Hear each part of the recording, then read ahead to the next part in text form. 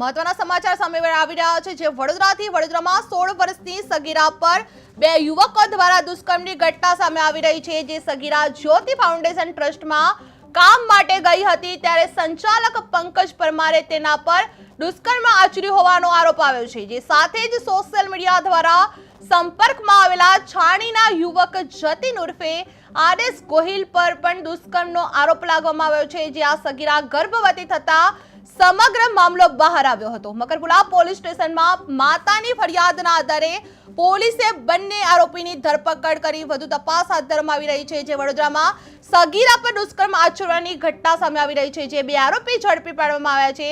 જે 16 વર્ષની સગીરા ગર્ભવતી થતા દુષ્કર્મનો ભાંડાફોડ થયો હતો। જ્યોતિ ફાઉન્ડેશન ટ્રસ્ટના સંચાલક પર દુષ્કર્મનો આરોપ લાગ્યો છે। જે સોશિયલ મીડિયા દ્વારા સંપર્કમાં આવેલા હતા। જ્યાં યુવક પર કેસ લાગ્યો છે। જે મકરપુરા પોલીસે બંને આરોપીની ધરપકડ કરી છે। જે 16 વર્ષની સગીરા ગર્ભવતી થતા દુષ્કર્મનો ભાંડાફોડ થયો છે। જે વડોદરામાં સગીરા પર દુષ્કર્મ આચરવામાં આવ્યું છે। જે બે આરોપીને પોલીસ દ્વારા ઝડપી પાડવામાં આવ્યા છે। જ્યોતિ ફાઉન્ડેશન ટ્રસ્ટના સંચાલક પર દુષ્કર્મનો આરોપ લગાવવામાં આવી રહ્યો છે। જ્યાં સોશિયલ મીડિયા દ્વારા સંપર્કમાં આવેલા હતા। જે યુવક પર કેસ લગાવવામાં આવ્યો છે। જે મકરપુરા પોલીસે બંને આરોપીની ધરપકડ કરવામાં આવી છે। પોલીસ સ્ટેશનમાં એક બળાત્કાર અને પોક્સોનો ગુનો નોંધવામાં આવેલો છે।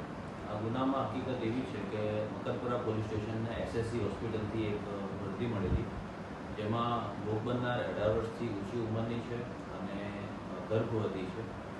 એ બાબતની પોલીસને જાણ થતાં તાત્કાલિક પોલીસ એસએસસી હોસ્પિટલ પહોંચીને ભોગ બનનારની મહિલા અધિકારી દ્વારા પૂછપરછ કરવામાં આવેલ અને એ બાબતે મકરપુરા પોલીસ સ્ટેશનમાં બળાત્કાર અને પોક્સોનો ગુનો નોંધવામાં આવેલો છે। જેમાં ભોગ બનનારના જણાવ્યા મુજબ તે એક ટ્રસ્ટમાં નોકરી કરે છે અને એ નોકરી પર રાખનાર એના બોસ એના દ્વારા એની સાથે અવારનવાર તેની મરજી વિરુદ્ધ બળાત્કાર કરવામાં આવેલો અને તેને ગર્ભવતી બનાવવામાં આવેલી છે। એ જે એમના બોસ છે એ પંકજભાઈ રમેશભાઈ પરમાર, તો આ બાબતે કુલ 2 આરોપીઓની મકરપુરા પોલીસ સ્ટેશન દ્વારા ધરપકડ કરવામાં આવેલી છે। જેમાં ભોગ બનનાર જે જગ્યાએ નોકરી કરે છે એના બોસ પંકજભાઈ રમેશભાઈ પરમાર અને બીજા એમના મિત્ર જતીન ઉર્ફે આદેશ ઈશ્વરભાઈ ગોહિલ, બંને આરોપીઓની મકરપુરા પોલીસ દ્વારા તાત્કાલિક ધરપકડ કરવામાં આવેલી છે અને હાલ ગુનાની તપાસ ચાલુ છે। જેમાં ભારતીય ન્યાય સંહિતાની કલમ 64(2), 65(1) તથા પોક્સોની કલમ 4, 6, 8 અને 12 મુજબ ગુનો